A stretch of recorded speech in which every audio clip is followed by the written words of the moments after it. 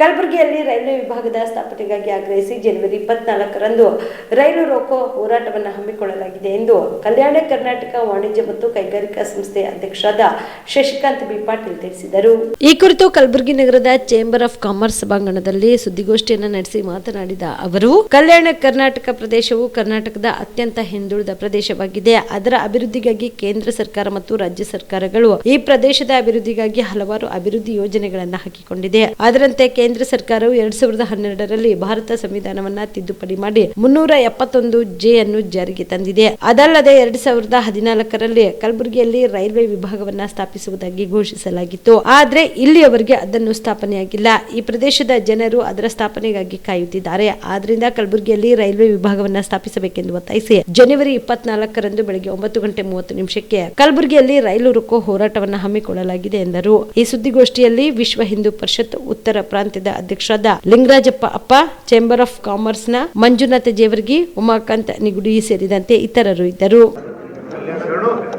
Karnataka chamber of commerce ವತಿಯಿಂದ ಜನವರಿ 24ರಂದು ಬೆಳಗ್ಗೆ 9:30 ಗಂಟೆಗೆ ಸರ್ದಾರ್ ವಲ್ಲಭಭಾಯಿ ಪಟೇಲ್ ವೃತ್ತದಿಂದ ರೈಲ್ವೆ ಸ್ಟೇಷನ್ವರೆಗೆ ಏನು ನಮ್ಮ ಕಲಬುರಗಿ ರೈಲ್ವೆ ಡಿವಿಷನನ್ನು ಈಗಾಗಲೇ ಕೇಂದ್ರ ಸರ್ಕಾರ ಬಿಟ್ಟಿದೆ, ಅದನ್ನು ಖಂಡಿಸಿ ಒಂದು ಪ್ರತಿಭಟನೆ ರ್ಯಾಲಿಯನ್ನು Kalyana Karnataka chamber of commerce ಹಮ್ಮಿಕೊಂಡಿದೆ.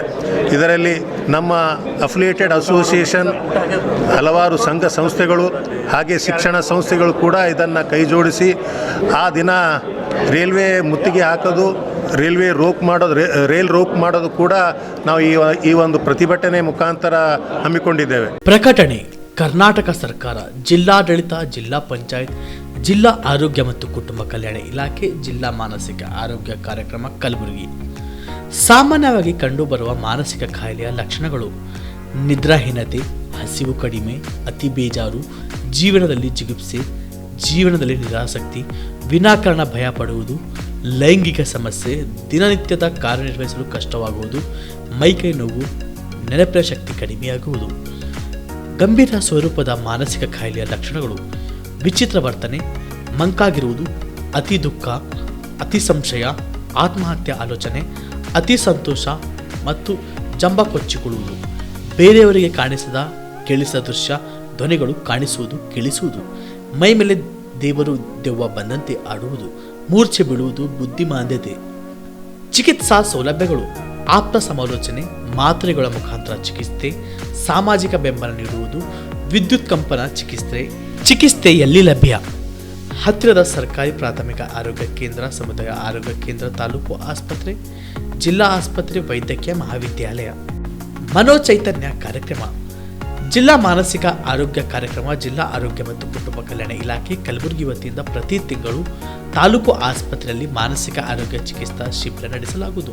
ಪ್ರತಿ ತಿಂಗಳು ಮೊದಲನೇ ಮಂಗಳವಾರ ತಾಲೂಕು ಆಸ್ಪತ್ರೆ ಆಳಂದ್, ಪ್ರತಿ ತಿಂಗಳು 2ನೇ ಮಂಗಳವಾರ ತಾಲೂಕು ಆಸ್ಪತ್ರೆ ಚಿಂಚೋಳಿ, ಪ್ರತಿ ತಿಂಗಳು 3ನೇ ಮಂಗಳವಾರ ತಾಲೂಕು ಆಸ್ಪತ್ರೆ ಚಿತ್ತಾಪುರ್, ಪ್ರತಿ ತಿಂಗಳು 4ನೇ ಮಂಗಳವಾರ ತಾಲೂಕು ಆಸ್ಪತ್ರೆ ಸೇಡಂ, ಪ್ರತಿ ತಿಂಗಳು 2ನೇ ಶುಕ್ರವಾರ ತಾಲೂಕು ಆಸ್ಪತ್ರೆ ಅಫಜಲ್ಪುರ್, ಪ್ರತಿ ತಿಂಗಳು 3ನೇ ಶುಕ್ರವಾರ ತಾಲೂಕು ಆಸ್ಪತ್ರೆ ಜವರ್ಗಿ, ಪ್ರತಿ ತಿಂಗಳು ಹುಡುಬೆಯದ್ದು ದೇವಲಗಾಡ್ಗಾಪುರಿನ ಸಂಗಮ ದೇವಸ್ಥಾನದ ಚಿಕಿತ್ಸೆ ನೀಡಲಾಗುವುದು.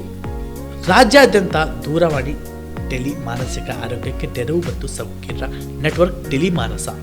ಟೋಲ್ ಫ್ರೀ ದೂರವಾಣಿ ಸಂಖ್ಯೆ 14416 180089 14416. ಯಾರು ಕರೆ ಮಾಡಬಹುದು?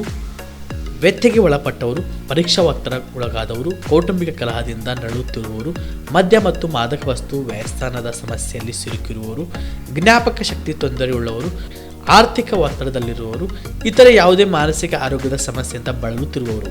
ಪ್ರಕಟಣೆ: ಜಿಲ್ಲಾ ಮಾನಸಿಕ ಆರೋಗ್ಯ ಕಾರ್ಯಕ್ರಮ, ಜಿಲ್ಲಾ ಆರೋಗ್ಯ ಮತ್ತು ಕುಟುಂಬ ಕಲ್ಯಾಣ ಇಲಾಖೆ ಕಲಬುರಗಿ.